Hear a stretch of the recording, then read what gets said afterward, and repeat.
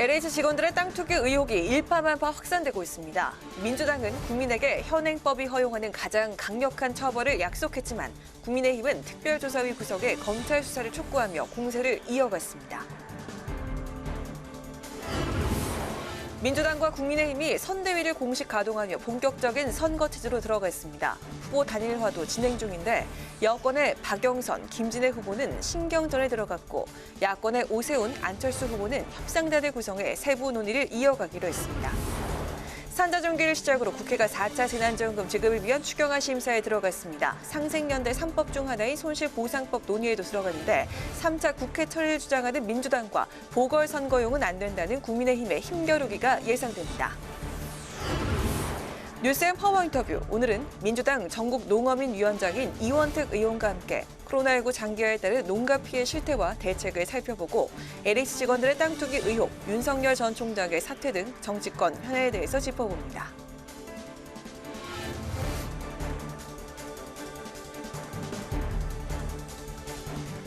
여러분 안녕하십니까? 3월 8일 의정 종합뉴스 뉴스엔 시작하겠습니다. 오늘은 상임 및 중계방송 관계로 늦게 시작합니다. LH 직원들의 경기 광명 시흥지구 땅 투기 의혹 파문이 갈수록 커지고 있는데요. 더불어민주당은 송구하다며 강력한 처벌과 재발 방지법의 발빠른 처리를 약속했습니다. 국민의힘은 진실규명의 정부 조사로는 충분하지 않다며 검찰 수사 필요성을 거듭 강조하고 있습니다. 한도영 기자가 보도합니다. LH 직원들의 3기 신도시 부동산 투기 의혹에 대해 더불어민주당 지도부가 강력 대응 기조를 이어갔습니다. 이낙연 대표는 국민들께 송구하다며 현행법이 허용하는 가장 강력한 처벌을 하겠다고 강조했습니다. 얼마나 큰 분노와 실망을 느끼고 계실지 저희들도 아프도록 잘 압니다.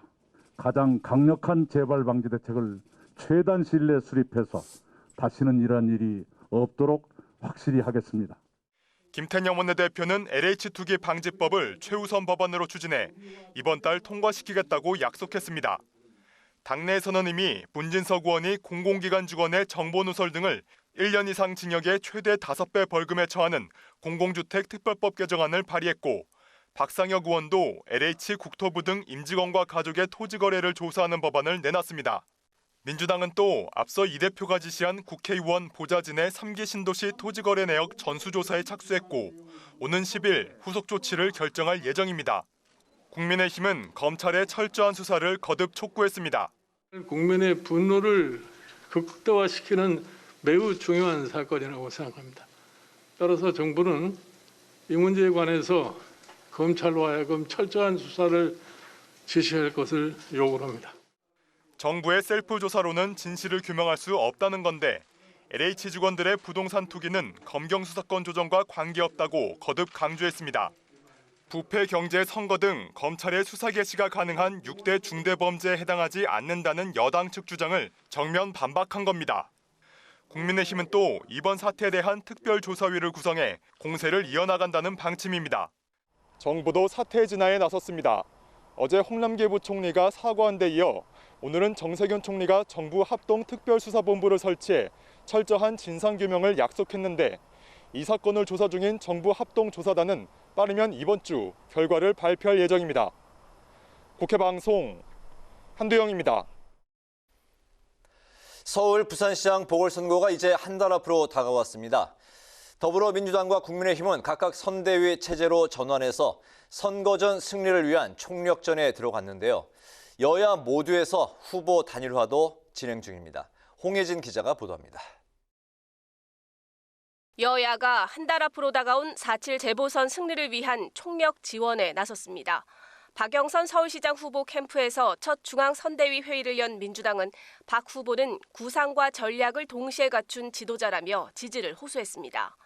박 후보는 자신의 정치, 행정 경험을 바탕으로 서울의 미래 100년 좌표를 찍겠다고 공언했고 서울의 4선 국회의원으로 원내 대표를 지냈고 또 중소벤처기업부 장관을 지낸 경험을 바탕으로 코로나19를 하루라도 빨리 종식시키고 서울을 세계 디지털 경제 수도로 만들겠습니다. 불명예 퇴진한 서울의 과거가 미래를 이끌 수 없다며 국민의힘 오세훈 후보에 대한 견제구도 잊지 않았습니다. 시대전환 조정훈 후보와 단일화에 성공한 박 후보는 열린민주당 김진애 후보와 빠른 시일 내에 결론을 내겠다는 입장이지만 양측은 단일화 방식 등에서 신경전에 들어간 모습입니다. 야권도 선거 총력전에 돌입했습니다.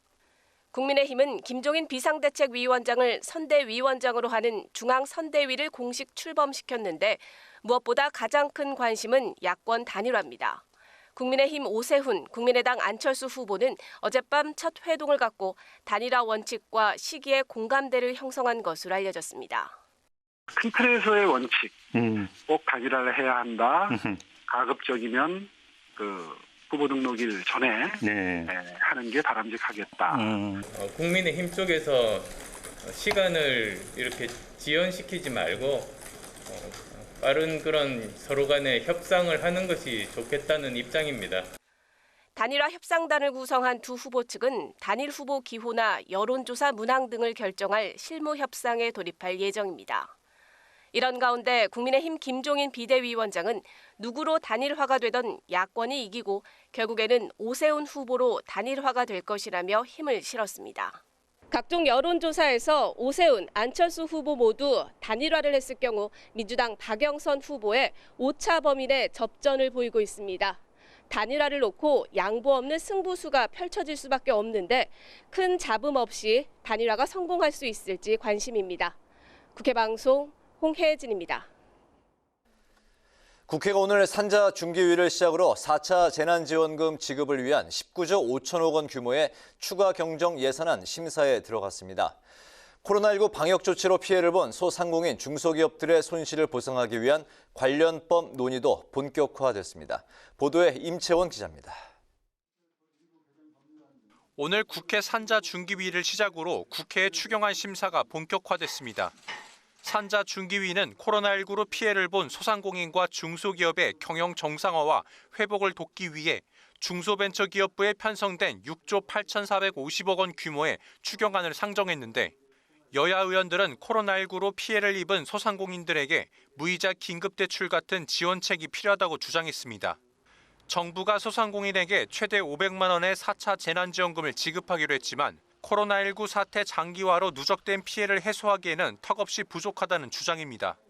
특히 소상공인 매출이 지난해에 비해 19조 8천억 원이 감소했다며 정부의 적극적인 대책을 촉구했습니다. 중기부에서 소상공인 기금 등을 통해 1년 동안은 이자를 지원해주는 무이자로 대출해주고 3년에서 5년 동안은 이자만 갚는 거치 기간을 두고 이후에 원리금 분할 상환하는 방식으로 운영한다면 충분히 무이자 대출 정책을 펼칠 수 있다고 보는데 장관님 의견 주십시오. 기본적으로 대출해 줄 수 있는 금액이 늦는 그런 이제 재정당국의 어떤 그 지원이 없는 상태에서는 제가 약속을 드릴 수가 없기 때문에 그런데 건강보험료, 전기료, 미납으로 압류 및 단전익이 지금 많이 취해 있고요. 전기료금 일부 이번에 감면해 준다고 했는데 그래서 소상공인 자영업자들은 조건 없는 긴급 대출이 절실하다는 건 잘 아실 것 같고요. 권칠승 중기부 장관은 소상공인 정책자금 신청 기준을 신용등급에 관계없이 대출을 신청할 수 있도록 바꿨다고 설명했습니다. 산자 중기위는 또 상생연대 3법 중 하나인 손실보상 관련법에 대한 입법 논의에도 들어갔는데 소급 적용을 해야 한다는 야당의 주장에 권 장관은 사실상 어렵다는 입장을 밝혔습니다. 의원님 말씀에 기본적으로 동의하고요. 이게 이제 재정의 한계라고 하는 현실적인 제약이 있다는 것은 의원님도 잘 아실 테고요. 오늘 산자 중기위를 시작으로 이번 주 국회 상임위별 추경안 심사가 본격화됩니다. 그러나 오는 18일 국회 본회의를 열어 추경안을 처리하겠다는 민주당과 보궐선거를 겨냥한 추경은 안 된다는 국민의힘의 힘겨루기가 상임위 곳곳에서 펼쳐질 것으로 전망됩니다. 국회 방송 임채원입니다. 문재인 대통령이 오늘 법무부 등으로부터 권력기관 개혁에 대한 업무 보고를 받았습니다. 문 대통령은 수사권과 기소권이 분리돼야 한다는 입장을 강조했는데 여당이 추진하고 있는 중대범죄수사청 설립 등 검찰개혁 움직임에 힘을 실어준 것으로 보입니다. 김세정 기자의 보도입니다. 이번 업무보고는 지난 1월부터 진행된 각 부처 업무보고의 일환이지만 다른 부처 때와 달리 권력기관 개혁이라는 이름으로 진행돼 주목받았습니다. 특히 윤석열 전 검찰총장이 사퇴한 이후 이뤄지는 첫 업무보고라는 점에서 더 관심이 쏠렸는데 문재인 대통령은 화상으로 진행된 업무보고에서 권력기관 개혁 의지를 강조했습니다. 견제와 균형, 인권 보호를 위한 기소권과 수사권 분리는 앞으로도 꾸준히 나아가야 할 방향입니다. 그러면서 수사권과 기소권의 분리는 입법의 영역이지만 검찰 구성원을 포함한 다양한 의견 수렴이 필요하다고 말했습니다. 권한을 분리하는 입법은 계속 추진하되 그 과정에서 절차를 지켜 입법부와 검찰 간 갈등이 불거지는 것을 막아야 한다는 뜻으로 풀이됩니다. 문 대통령은 검찰 수사에 대한 신뢰 문제도 지적했습니다. 검찰은 가장 신뢰받아야 할 권력기관이지만 대다수 검사들의 노력에도 검찰에 대한 국민의 신뢰가 나아지지 않고 있다고 밝혔습니다. 이어 검찰개혁은 검찰 스스로 개혁에 앞장서야만 성공할 수 있다며 사건의 배당, 수사, 기소에 이르기까지 객관적인 규정에 따라 이뤄지는 제도 개선이 반드시 필요하다고 강조했습니다. 법무부는 업무보고에서 수사권과 기소권 분리를 위해 검경관 수사기관 협의회를 신설하고 직접수사부서 등 검찰 조직을 개편한다고 밝혔습니다. 또 검찰의 직접수사 축소로 부패, 경제, 금융범죄 등의 국가수사 역량이 떨어지는 것을 막기 위해 별도의 수사기관을 신설하고 특별사법경찰관 강화 등 대책을 마련하기로 했습니다. 국회방송 김세정입니다. 지난 26일부터 시작된 코로나19 백신 접종에 대해 정치권의 평가는 엇갈렸습니다. 더불어민주당은 당초 11월 말보다 더 빨리 집단 면역이 형성될 것이라고 전망했지만 국민의힘은 아직도 구체적인 접종 계획이 명확하지 않다며 부정적으로 평가했습니다. 보도에 김희연 기자입니다. 어제까지 누적 백신 접종자는 31만 6,865명으로 전 국민의 0.61% 정도입니다. 정부는 9월 말까지 전 국민 70%를 대상으로 1차 접종을 마치고 11월에 집단 면역을 형성한다는 계획입니다. 더불어민주당은 정부 계획이 충분히 가능하고 오히려 앞당겨질 수도 있을 것으로 전망했습니다. 대단히 빠른 속도로 접종이 진행되고 11월까지 집단 면역을 실현하겠다는 저희들의 약속은 더 앞당겨 이루어질 수 있을 수도 있다고 저희들은 믿고 있습니다. 이어서 이낙연 대표는 중앙예방접종센터를 방문해 코로나19 백신 접종 상황을 점검했습니다. 하지만 국민의힘은 정부 계획대로 올해 안에 집단 면역을 형성할 수 있을지 의문이라고 비판했습니다. 주호영 원내대표는 외신 보도를 인용해 올해 안에 자연 면역에 도달하는 11개 국가 중 우리나라는 포함돼 있지 않다고 지적했습니다. 지난 1년 1만 열면 K방역 자랑하느라 정신이 없었던 문재인 정부의 백신 접종 성적표가 너무나 초라합니다. 특히 아스트라제네카 백신의 경우 20, 30대 젊은 층에서도 부작용이 심각한 걸로 발견돼 정부가 백신 불안을 해소하려면 백신 종류별 확보와 구체적인 접종 계획을 밝히라고 촉구했습니다. 이런 가운데 정부는 이번 주 예방접종 전문위원회를 열어 65세 이상 아스트라제네카 백신 접종 여부를 결정할 계획인데 접종 가능성이 커 보입니다. 정은경 질병관리청장은 백신 전문가 자문회의에서 영국과 스코틀랜드에서 고령층에 대한 아스트라제네카 백신의 효과를 보여주는 접종 결과에 따라 접종이 가능하다는 의견이 나왔다고 밝혔습니다. 또 지난 6일까지 보고된 백신 접종 사망자 8명은 기저질환 악화에 의한 것으로 백신 접종과의 인과성을 인정하긴 어렵다고 밝혔습니다. 국회 방송 김희연입니다. 여야가 오늘 113주년 세계 여성의 날을 맞아 일제히 논평을 내고 성별을 이유로 차별받지 않는 사회를 만들기 위해 노력하겠다고 밝혔습니다. 더불어민주당은 아직도 많은 여성은 불안정한 노동 환경과 기울어진 운동장에 좌절하고 있다며 혐오와 차별, 배제가 없는 실질적 성평등 사회를 위해 정책적 노력을 다하겠다고 밝혔습니다. 국민의힘은 이 땅의 여성들이 그 어떤 불편, 부담과 차별 없이 정당하게 삶을 개척해 나갈 수 있도록 희망이 되겠다고 강조했습니다. 박병석 국회의장이 가정폭력이 급증하는 현상에 대한 종합적인 대책 마련이 필요하다고 밝혔습니다. 박 의장은 오늘 세계 여성의 날 기념행사에 참석해 국제사회는 코로나19의 영향으로 가정폭력이 급증하는 현상을 우려하고 있는데 우리나라도 예외가 아니라며 이같이 밝혔습니다. 또 박 의장은 여성 문제를 해결할 수 있는 가장 효율적인 방법은 여성의 정치 참여를 확대하는 것이라며 국회도 이를 위해 노력하겠다고 강조했습니다. 더불어민주당이 5월 1일 근로자의 날을 노동절로 환원하는 일을 추진합니다.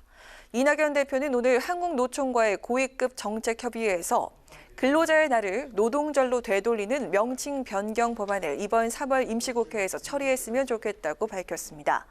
이와 함께 이 대표는 고용 유지를 위한 특별 고용 지원 업종의 지원을 확대하고 운송과 항공산업에 대해서는 특별 근로 감독을 강화하겠다고 말했습니다. 국민의힘 주호영 원내대표가 윤 전 총장의 입당 가능성에 대해서 본인의 의지를 먼저 밝히는 것이 순서라고 밝혔습니다. 주 원내대표는 오늘 기자들과 만나 윤 전 총장이 먼저 자신의 입장을 밝혀야 당의 입장을 이야기할 수 있다며 이같이 밝혔습니다. 또 문재인 정권의 법치주의 파괴와 검찰 폐지에 준하는 수사권 박탈에 대해선 윤 전 총장과 협력할 수 있을 것 같다고 말했습니다. 정의당의 새 대표로 노동운동가 출신인 여영국 전 의원이 사실상 확정됐습니다. 정의당에 따르면 어제까지 후보 등록 접수 결과 여 전 의원만 입후보했다고 밝혔습니다. 정의당은 선거운동과 찬반 투표를 거쳐서 오는 23일 여 전 의원을 새 대표로 선출할 예정입니다. 열린민주당 서울시장 후보로 나선 김진애 의원이 오늘 의원직 사직서를 제출했습니다. 김 의원은 더불어민주당과의 충실한 단일화를 위해서는 사퇴 외엔 방법이 없겠다는 각오를 해왔다며 사직서를 제출한 배경을 설명했습니다. 이에 따라 비례대표 후보 다음 순번인 김의겸 전 청와대 대변인이 의원직을 승계하게 됩니다.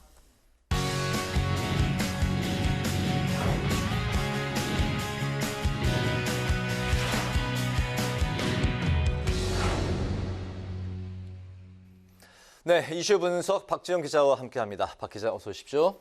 네. 더불어민주당 이낙연 대표가 내일 당 대표직을 내려놓는다고요? 네, 그렇습니다. 이낙연 대표 내년 20대 대통령 선거 출마 준비를 위해 사퇴를 합니다. 네. 현재 민주당 당원 당규를 보면요. 당대표가 대선에 출마하고자 할 때에는 선거일 1년 전에 사퇴해야 된다. 이렇게 규정이 되어 있습니다. 내년 대선일이 3월 9일이니까요. 이낙연 대표 대권 도전을 위해서는 내일까지는 사퇴를 해야 합니다. 네. 이 대표 내일 최고위원회의를 마지막으로 주재를 하고요. 4.7 재보궐선거 후보들에게 공천장을 수여하는 것을 끝으로 대표직을 마무리할 예정입니다. 이후 기자간담회를 열어 그간의 소회와 향후 비전을 밝히고요. 여의도 한 호텔에서 이 대표가 제시했던 신복지 구상을 주제로 강연도 할 것으로 알려졌습니다. 이 대표가 지난해 8월 29일 전당대회에서 선출이 됐으니까요. 7개월 만에 대표직에서 물러나게 되는 겁니다. 네, 그럼 차기 당 대표는 언제 새로 선출하게 되나요? 이것도 이제 지금 당원 당규에 따르면요. 2달 이내에 임시 전국 대의원 회의를 열어서 새 당대표를 뽑도록 되어 있습니다. 네. 계산을 해보면 5월 9일까지는 새 당대표가 이제 선출이 될 것 같은데요. 새 당대표 선출 전까지는 김태년 원내대표가 당대표 권한대행 체제로 유지를 하게 됩니다. 네, 이 대표가 이제 약 7개월 정도 당대표를 맡았는데 그동안 이제 이 대표에게 여러 가지 일이 있었습니다만 득과 실을 굳이 좀 평가를 한다면 어떻습니까? 이제 이낙연 대표 같은 경우 이제 국무총리 재임 시절에 굉장히 유력한 차기 대권 주자였는데요. 현재 좀 분위기는 좀 다소 바뀌었습니다. 이제 각종 여론조사 결과를 보면은 이재명 경기지사에게 좀 선두를 내주고 있고요. 네. 또 이제 대표 취임 후에 좀 여권에 쏟아진 악재 때문에 좀 지지율이 떨어진 거 아닌가 싶습니다. 이 대표가 이제 취임 후 첫 교섭단체 대표 연설을 했던 우분투라는 말이 있는데요. 이제 아프리카 반투족 말인데 당신이 있어 내가 있다. 즉 협치를 의미를 합니다. 네. 그런데 이제 대표적으로 공수처법 개정안 처리 과정을 봐도 그렇고 그동안 이제 입법 과정을 보면 여당 독주라는 평가가 많았잖아요. 여기 이제 또 4월 재보선도 여당 광역 단체장들의 성범죄 사건으로 치러지게 됐는데 민주당이 당원 당규까지 고쳐가며 후보 공천을 하면서 여당 책임론도 좀 불거진 부분이 있고요. 또 이 대표가 올해 초 좀 제안했던 전직 대통령 사면론은 역풍만 일으켰습니다. 네. 이후 떨어진 이 대표의 지지율이 반등의 기회를 좀처럼 잡지 못하고 있는데요. 하지만 재보선을 승리로 이끌면 지지층의 표심도 돌아올 것이라는 기대감도 나오고 있습니다. 이낙연 대표가 이번 4.7 재보궐선거를 앞에서 진두지휘하는데요. 때문에 이제 재보선의 승패가 이 대표의 대권 향방을 좌우할 분수령이 될 것이라는 분석도 나오고 있습니다. 네, 기자 설명을 쭉 들어보니까 이 대표에게는 7개월 동안이 주로 좀 실이 많았던 그런 기간이었던 것 같습니다. 아무래도 빛과 그림자를 나누자면 좀 그림자 쪽이 더 많았던 것 같습니다. 네, 이번 보궐선거가 이제 전환점이 될 수 있을지 또 지켜봐야 될 것 같고요. 야권 상황도 한번 짚어볼까요? 야권의 그 현재 꼽히는 대권 그 주자들로는 후보들로는 누가 꼽히고 있습니까? 이제 일단 유승민 전 의원이 일찌감치 이제 대권 도전을 선언한 바 있고요. 또 야권에서는 그 무소속 홍준표 의원 그리고 원희룡 제주지사 등이 그 대권 잠룡으로 거론이 되고 있습니다. 네. 여기에 황교안 전 대표도 그 지난주 그 SNS를 통해서 그 사실상 내년 대선 출마를 염두에 둔 그 정계 복귀를 시사를 했었는데요. 문제는 이들 모두 지지율이 한 자릿수에 머무는 등 그 여권의 대항마로서는 너무 존재감이 약하다는 겁니다. 네. 한편 그 야권 아무래도 이제 여권보다는 이제 야권 쪽이 될 텐데 윤석열 전 검찰총장이 현재 지지율이 이제 급반등하면서 강력한 차기 그 대선 후보로 꼽히고 있네요. 네, 그렇습니다. 윤석열 전 검찰총장 그 지난주 사퇴 이후에 대권 후보 여론조사에서 이제 선두를 달리고 있습니다. 그 오늘 발표된 한 여론조사에서도 윤 전 총장이 이제 물론 이재명 경기지사와 그 오차 범위 내 차이긴 하지만 1위를 차지를 했습니다. 네. 이런 그 윤 전 총장을 향한 야권의 그 영입 움직임도 이제 본격화되고 있는 것 같은데요. 그 야권의 그 대안 부재론 속에 그 윤 전 총장을 중심으로 세력 확장에 나서야 한다는 주장입니다. 네. 김종인 비대위원장도 이제 지난주에 윤 전 총장을 야권의 인물이라고 했는데 가장 적극적인 것은 그 국민의힘 충청 지역 의원들입니다. 대표적으로 그 오선에 그 정진석 의원이 있는데 그 윤 전 총장 부친의 고향인 충남 공주를 지역구로 둔 의원이죠. 그 정 의원 그 윤 전 총장을 고향 친구라고 부르는데 그 윤 전 총장을 앞세운 그 충청 대망론에 그 불을 지피고 있습니다. 이제 충청권은 이제 대선에서 그동안 이제 캐스팅 보트 역할을 해왔던 지역이기도 하고 네. 현재까지 이 눈에 띄는 충청권 이제 대선 주자가 없다 보니까 윤 전 총장에 대한 관심이 뜨거운 것 같은데요. 이제 윤 전 총장이 4.7 그 재보궐 선거 이후 정치 행보를 본격화할 것이라는 이제 전망이 나오고 있는데 이때 어떠한 선택을 할지는 좀 지켜봐야 할 것 같습니다. 네, 정진석 의원이 자신의 지역구가 윤 전 총장 부친의 네.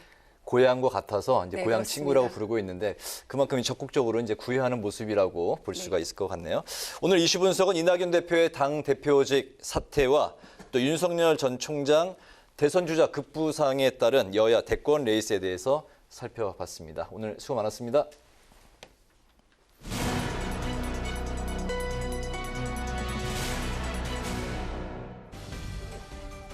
강한하게 정치톡 시간입니다. 3월 8일 시선을 집중시킨 정치 뉴스는 무엇이었는지 지금부터 만나보시죠.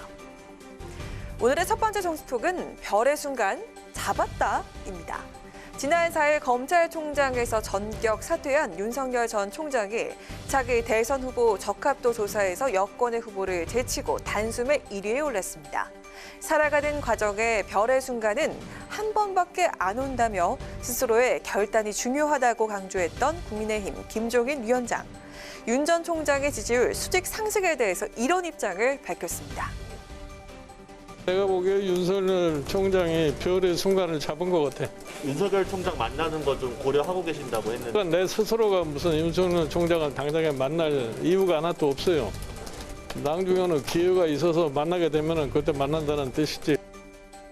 검찰총장직 사퇴를 계기로 윤석열 대망론이 다시 고개를 들고 있습니다.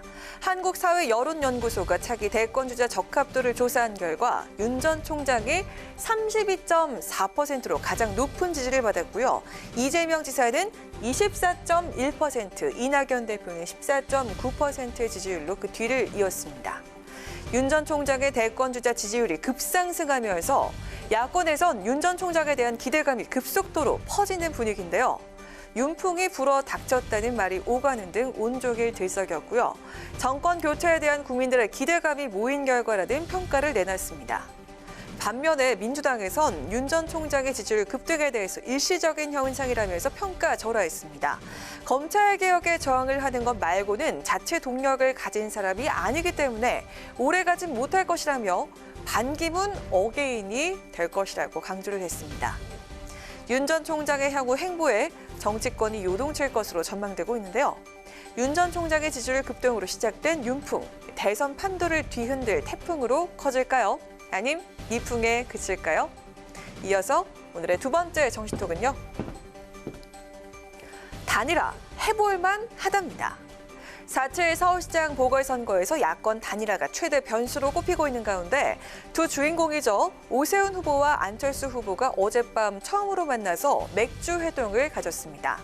두 사람이 1시간 반가량의 만남을 통해서 단일화는 해볼만 하다는 느낌을 받았다고 하는데요. 그 내용을 직접 들어볼까요?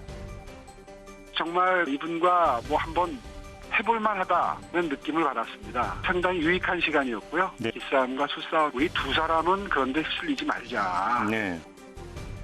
그리고 아주 사소한 거 가지고 강의를 하고 그런 모습들은 보이지 말자. 또한 만약에 합의가 잘 안 되면 당에 맡길 것이 아니라 후보들이 나서서 풀자. 이런 이야기들이 서로 공감대를 이루었습니다. 바람직한 만남이었다. 우린 실랑이를 하는 모습은 보이지 말자 등 훈훈한 회동의 뒷이야기가 전해지면서 단일화 협상에도 속도가 붙을지 주목되고 있습니다. 두 후보 모두 큰 틀의 원칙의 공감대를 형성했고요. 또 양쪽 모두 단일화 협상팀에 가동해서 실무적인 내용을 조율하기로 한 만큼 본격적인 협상이 이뤄질 것으로 전망되고 있습니다. 한편 국민의힘 김종인 위원장은 오늘도 단일화 후보가 누가 되든 야권의 승리를 자신한다면서도 오세훈 후보의 약진을 언급했는데요. 그 내용도 직접 들어보시죠. 오세훈 후보의 약진이 두드러지게 나타나고 있는 거기 때문에 결국에 가서 이 국민의힘 후보인 오세훈 후보가 단일화 될 거라고 내가 확신을 갖고 있습니다. 이번 주 안에 오세훈과 안철수 후보 양측이 협의에 도달하지 못한다면 야권의 단일화는 후보 등록일 이후로 미뤄질 수도 있다는 관측도 나오고 있습니다.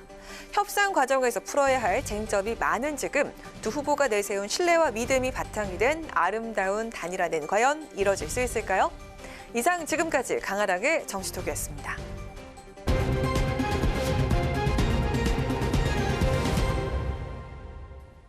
네, 윤석열 전 검찰총장의 대권 지지율 1위 결과로 오늘 하루 정치권이 술렁였습니다. 이 가운데 LH 직원들의 땅 투기 의혹이 일파만파인데요. 이번 사태 제1야당은 어떻게 바라보고 있는지 국민의힘 윤희석 대변인과 이야기 나눠보도록 하겠습니다. 윤 대변인님 나와 계시죠? 네, 안녕하세요. 네, 안녕하십니까. 윤석열 전 총장의 대권 지지율, 총장직을 내려놓자마자 급반등한 그런 거를 이제 지지율에서 확인을 했는데요. 윤 전 총장을 향한 지지율, 제1야당은 어떻게 지금 해석하고 계시고 이 바람이 언제까지 지속될 것인지 어떻게 바라보고 계십니까? 네, 우선 윤석열 전 총장의 지지율이 재급등한 이유는 가장 먼저 이분이 정치를 할 것이냐 아니면 말 것이냐는 불확실성이 제거된 것이 가장 큰 원인이라고 생각을 합니다.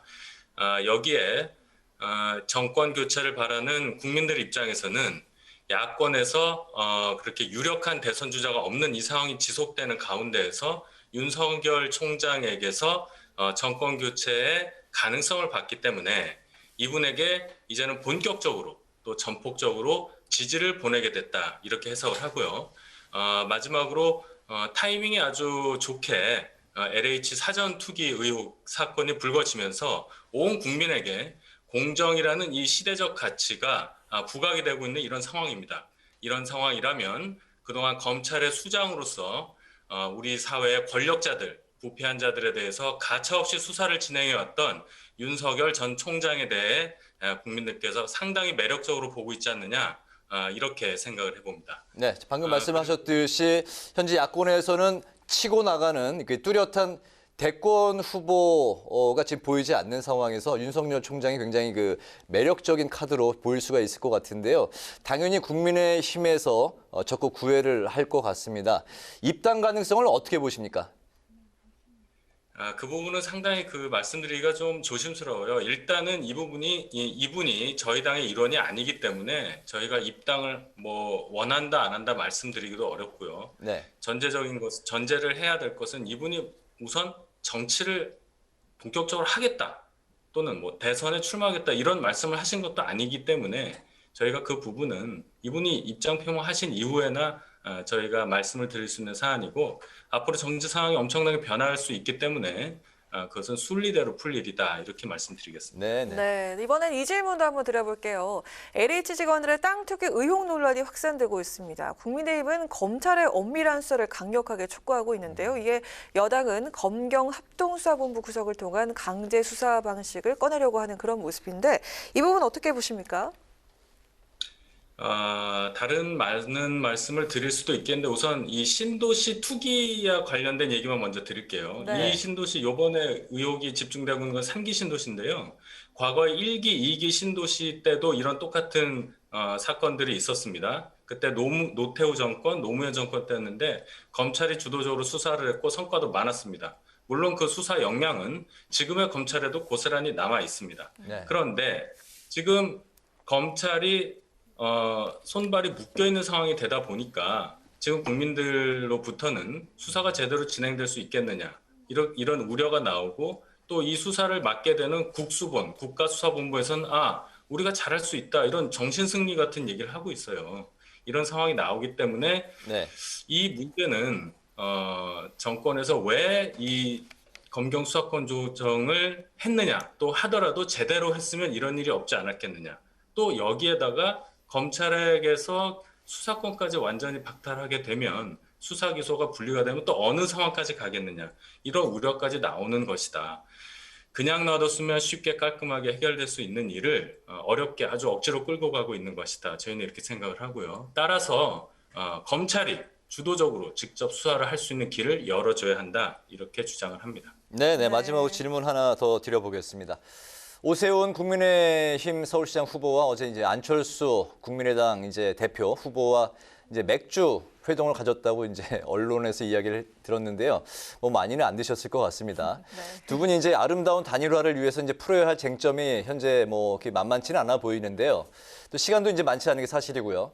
국민의힘은 만약에 이제 안철수 후보로 단일화됐을 경우에 기호 2번으로 출마를 해야 된다. 뭐 이런 입장하고 또 이제 국민 경선제, 그 오픈 프라이머리 경선 방식에 대한 입장이 확고한지 변함없는 건지 궁금합니다.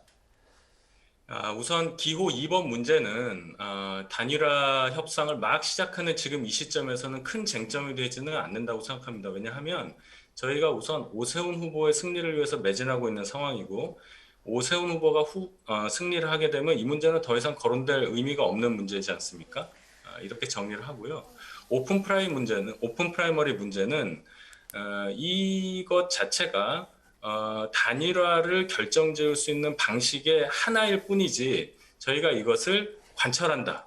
이 방법이 아니면 안 된다. 이런 식의 의미를 갖고 말씀드리는 것은 아닙니다. 즉 안철수 후보 측과의 협상 테이블에 올려놓고 논의할 수 있는 여러 주제 중에 하나라는 것이죠. 그래서 앞으로 원활한 협상 과정을 통해서 논의 과정을 통해서 단일화는 어떤 식으로 어떤 방식으로 결정된다 하는 이 결론이 자연스럽게 도출될 것이다.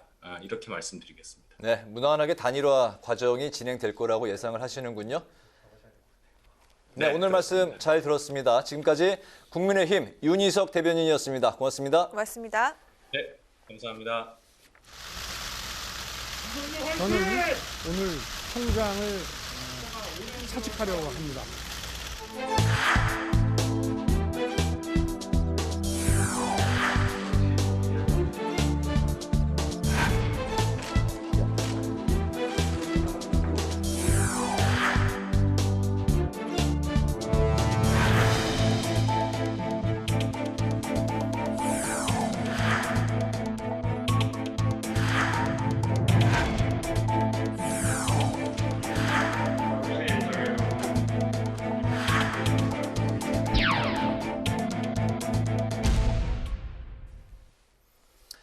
네, 이번 시간은 뉴스앤 파워 인터뷰 코너입니다. LH 직원들의 땅 투기 의혹에 이어서 윤석열 전 검찰총장의 사퇴 후 급반등, 지지율 급반등까지 더불어민주당 입장에서는 곤혹스러운 상황이 이어지고 있는데요.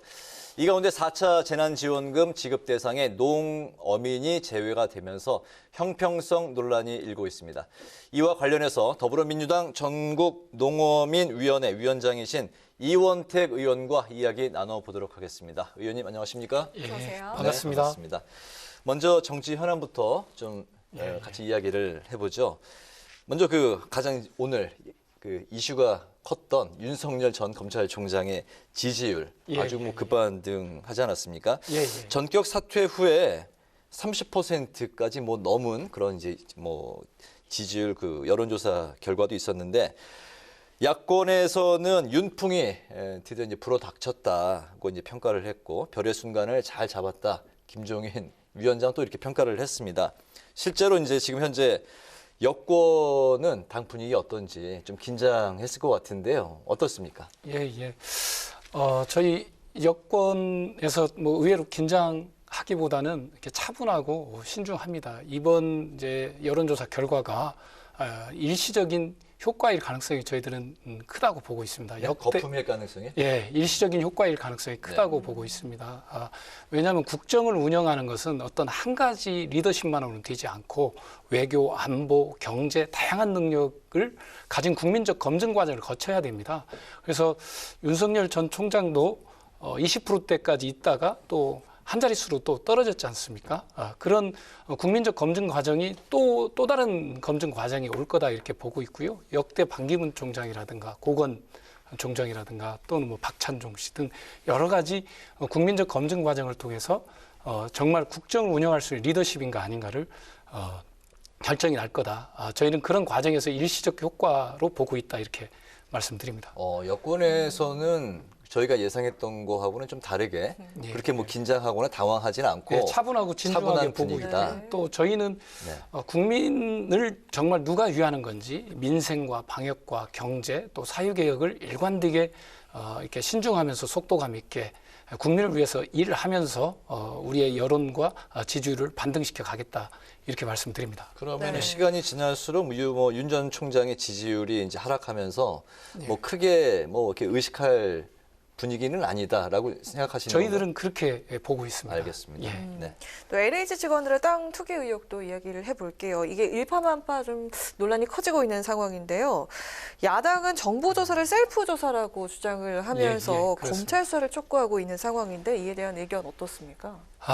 저희가 부동산과 관련돼서 여러 가지 공급 대책을 마련하고 또 이제 국민들께 안정감을 주고 있는 상황에서 이 문제가 발생했습니다. 사실 저희 문재인 대통령님께서도 여러 차례 말씀하셨고 또 정세균 총리도 말씀하셨고 또 우리 당 차원에서도 이 부분에 대해서 여러 차례 입장을 발표했습니다. 저희가 보호해야 할 이유가 없습니다. 일벌백계해서 제대로 잡고 가야 된다 이렇게 보고 있습니다.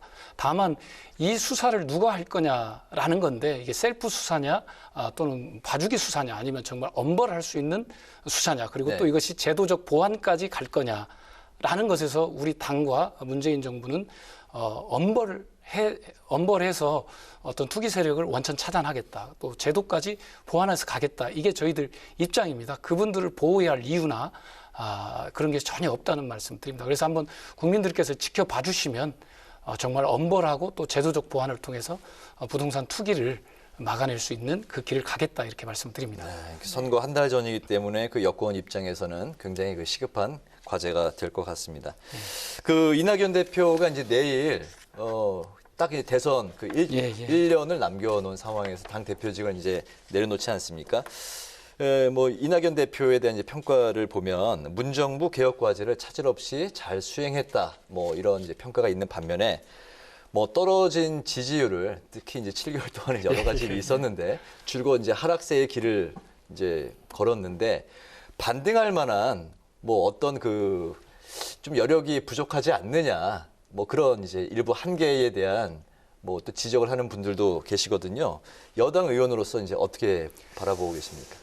이제 이낙연 대표께서 한 8개월 가까이 이 당을 이끌어 왔습니다. 전에 총리로서 또 우리 국정을 운영해 왔고요. 당을 이끌어 왔습니다. 근데 우리 국정 과제를 수행하는데 안정적으로 운영해 왔는데 저는 또 그 지점에서 사실 이낙연 대표께서 속도감 있는 개혁 조치도 해왔다는 말씀을 좀 드립니다. 이낙연 대표의 리더십은 부드러운 카리스마다 저는 이렇게 보고 있거든요. 그래서 의견을 청취할 때는 신중하고 합리적으로 하는데 결정을 하면 또 속도감 있게 해왔습니다. 입법 과제도 420여 건의 법안을 통과시켰습니다. 거기 중대재해법, 코로나 방역법 농업과 관련된 거 여러 가지 민생 현안들을 해결해 왔습니다. 또 2차 재난지원금부터 4차 재난지원금까지. 이번 4차 재난지원금은 정세균 총리께서도 이건 이낙연 대표 추경이다라고 말씀하실 정도로 어떤 민생 문제 또 방역 문제에 대해서 대책을 해 왔습니다. 이낙연 대표 리더십이 이렇게 양철판이 불을 태울 때 갑자기 뜨거워지는 게 있고, 그러나 두터운 돌은 천천히 이렇게 올라간다면 이낙연 대표는 국민들께 옆에 있으면서 믿음과 신뢰를 주면서 이렇게 같이 이렇게 따뜻해지는 그런 리더십을 갖고 있다. 이것이 어느 수치에 올라가면 정말 우리 국민들을 이렇게 안심을 줄 수 있는 리더십을 발휘할 수 있겠다. 이렇게 저는 보고 있습니다. 네, 민주당의 전국 농어민위원회가 지난주에 출범을 했는데 위원장을 맡으셨다고요? 예, 그렇습니다. 네, 그럼 이 질문 드리겠습니다. 이 의원께서는 4차 재난지원금 대상에 농가를 포함해야 된다 이렇게 목소리를 높이고 계신데 실제로 농가 피해가 어느 정도입니까? 사실 농가 피해가 사실 우리 농어민이 250만 명 됩니다. 네. 알고 계신가요? 예. 그리고 1.5 헥타르 정도 미만이 한 80% 정도 됩니다. 소농 정도가 되는데, 사실 이제 농업 쪽에 이 소농들은 비과세여서 이게 한마디로 이제 실적이 잘 안 잡힙니다. 비과세 되고 있을 때 카드로 한다든가 이런 게 아니기 때문에 사실 그러나 지금 이 코로나로 인해서 예를 들면 자영업 통해서도 잘 되는 쪽이 있고 또 어려운 쪽이 있습니다. 이 농업도 마찬가지입니다. 잘 되는 쪽이 있는가 하면 또 어려운 쪽이 있고요. 특히 소농들 같은 경우 농업인의 한 80% 소농은 어렵습니다. 그러나 이걸 집계를 잡아내는 게 쉽지 않습니다.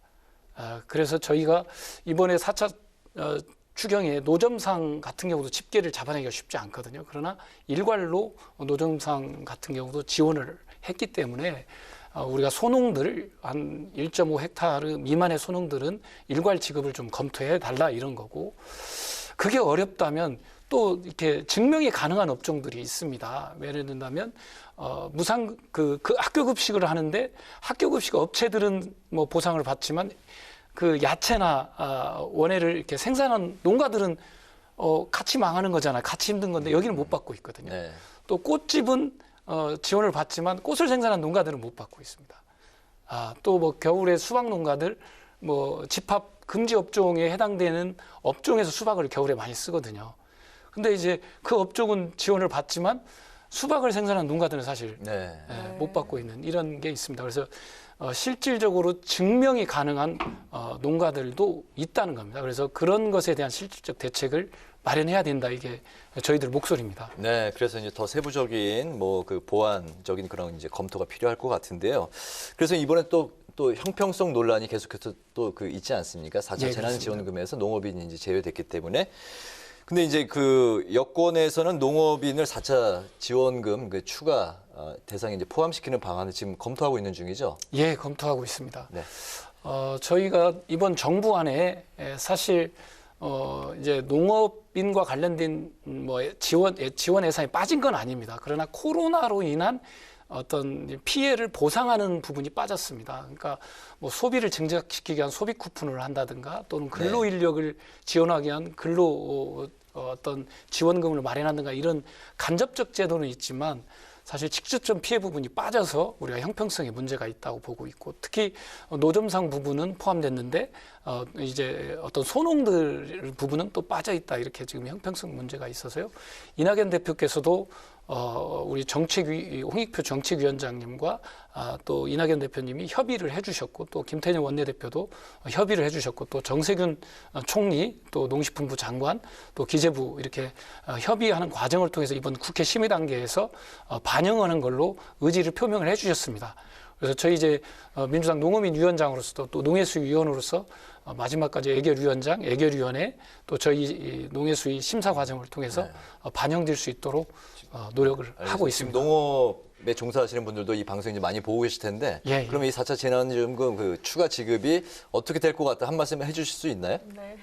예, 이번 추경에 우리 농어민들한테 어떤 어려움을 함께 할 수 있다는, 정부가 함께하고 지켜줄 수 있다는 그런 상징적 조치로서 이 재난지원금이 반영될 수 있도록 최선의 노력을 다하겠다는 말씀드립니다. 농민 여러분께 믿음을 가지고 기다려 주시길 부탁드립니다. 알겠습니다. 네, 또 의원께서는 최근 근로기준법 일부 개정안을 대표 발의하셨는데요. 경비원분들이나 카페 근로자 등 대면 서비스업 근로자에 대한 갑질과 또 직장 내 괴롭힘을 방지하기 위한 그런 내용이 담겼다고 들었습니다.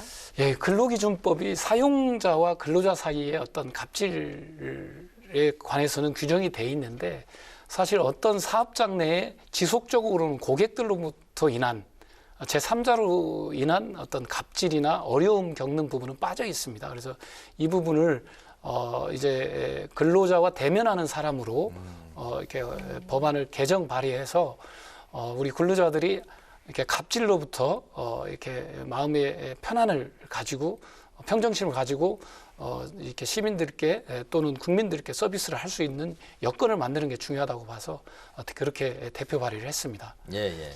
대표 발의를 뭐 여러 건을 또 하셔서 하나 제가 이제 더 질문을 드리면 이제 SNS 이제 플랫폼 거래가 이제 활발한 만큼 그만큼 이제 피해를 이제 또 호소하는 이제 소비자도 늘어나고 있는 상황인데요. 투명한 전자상거래 이 문화를 위해서 전자상거래법 일부 개정안을 또 대표 발의하셨잖아요. 예, 어떤 내용입니까? 사실 저희가 이제 온라인에서 어떤 물품을 구매했을 때 생각보다는 이렇게 잘못된 구매들이 많이 있습니다. 그래서 소비자 원이라든가 여러 루트를 통해서 하지만 사실 직접 그 해당 온라인 판매 업체의 어떤 판매 대표나 판매 관계자의 정보가 오픈되지 않습니다. 그래서 접근하기가 상당히 쉽지 않습니다. 그래서 앞으로 온라인 플랫폼에서 거래되고 있는 그런 판매의 대표, 개인이면 그 개인 대표자, 또 법인이면 법인 대표자와 전화번호, 친상이 공개가 돼서 소비자들이 바로 그 업체와 애로사항을 고민하고 상담해서 해결할 수 있도록 그 실원 정보를 공개하도록 한 조치입니다. 그리고 관리 책임을 강화하도록 한 조치입니다. 네네. 네, 또 마지막으로 전북 김제 부안군에서 또 지역 활동을 하고 계신데 현안 해결에 앞장서면서 정말 두드러진 활약을 하고 계시다고 알고 있습니다. 올 한 해 꼭 이루고 싶은 목표가 있으시다면은 이 자리에 빌어서 한 말씀 하시면 좋겠습니다. 예, 아마 저와 같이 이렇게 김제나 부안처럼 이제 지방에 있는 국회의원들의 소원은 크게는 두 가지일 겁니다. 아마 이제 대개 농업과 어업 기반을 하고 있기 때문에 이 농업과 어업이 어떤 미래 산업으로서 성장할 수 있는 그 길을 만들어가는 것, 또 농민들의 또 어민들의 안정적 소득 보장을 어떻게 이루어갈 건가 이런 것을 사실 이제 민주당 농어민위원장으로서 또 농해수위원으로서 또 역할을 해서 어떤 농어민을 살려내는 게 하나 있고요. 두 번째는 사실 국가 균형 발전도 있지만 지방 소멸입니다. 대부분 농어민 지역이 지방 소멸 도시로 분류되고 있기 때문에 이 지방 소멸로부터 활력을 되찾는 도시로 전환시켜 나가는데 집중하고자 합니다. 네, 잘 들었습니다. 네, 오늘 뉴스앤파워 인터뷰는 LH 직원들의 땅 투기 의혹, 그리고 윤석열 전 검찰총장의 사퇴 후 지지율 급등, 그리고 4차 재난지원금 형평성, 특히 농업인 포함에 대한 이야기들을 집중적으로 저희가 짚어봤습니다. 지금까지 더불어민주당 이원택 의원과 함께했습니다. 오늘 말씀 고맙습니다. 고맙습니다. 감사합니다. 화요일인 내일 오늘만큼 날은 포근하겠지만 수도권과 충청, 전북 지역은 초미세먼지가 이어지겠습니다. 내일 아침 기온 오늘과 비슷하거나 조금 높겠고요. 낮에는 기온이 크게 올라서 포근하겠습니다.